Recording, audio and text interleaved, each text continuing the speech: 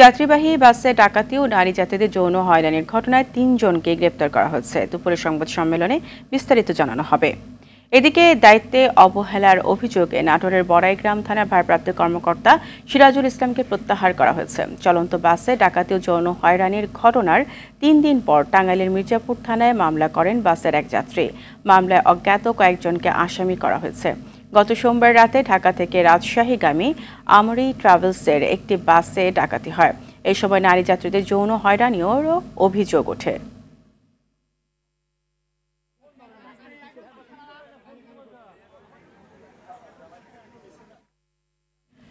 খুলনা প্রকৌশল ও প্রযুক্তি বিশ্ববিদ্যালয় সিন্ডিকেটের সিদ্ধান্ত প্রত্যাখ্যান করে আন্দোলন চালিয়ে যাচ্ছে শিক্ষার্থীরা।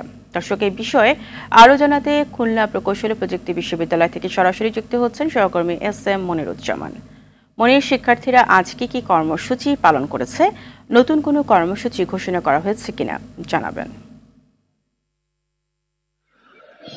হ্যাঁ, যেমনটা বলছিলেন, আজ চতুর্থ দিনের মতো চলছে সাধারণ শিক্ষার্থীদের কর্মসূচি। তারা কিন্তু এই মুহূর্তে খুলনা প্রকৌশল ও প্রযুক্তি বিশ্ববিদ্যালয়ের যে ওয়েলফেয়ার সেন্টার রয়েছে, সেই ওয়েলফেয়ার সেন্টারের সামনে থেকে একটি বিক্ষোভ মিছিল শুরু করেছেন। আপনি দেখতে পাচ্ছেন আমার সামনেই রয়েছে সেই মিছিলটি থেকে তারা যে কথাটি জানাচ্ছেন যে তাদের যে 6 দফা রয়েছে সেই 6 দফা পূরণ না হওয়া পর্যন্ত তারা তাদের আন্দোলন চালিয়ে যাবেন।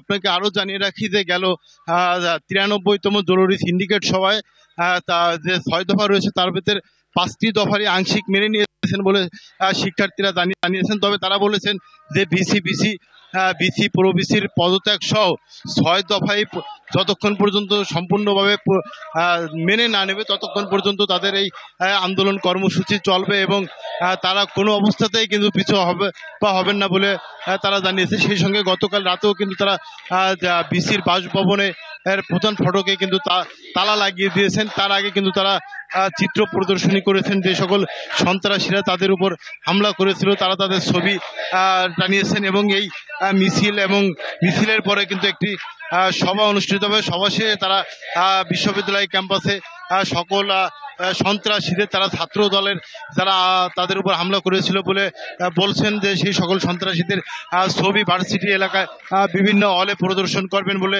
তারা জানিয়েছেন এবং পরবর্তীতে তারা আগামীতে যে কর্মসূচি চলবে সেই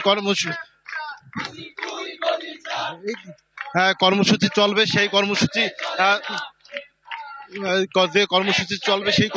কিন্তু তারা কিছুক্ষণ পরেই আমাদেরকে জানিয়ে দেবেন বলে তারা জানিয়েছেন।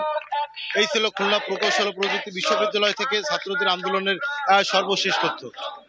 মনিরুজ্জামান, আপনাকে ধন্যবাদ।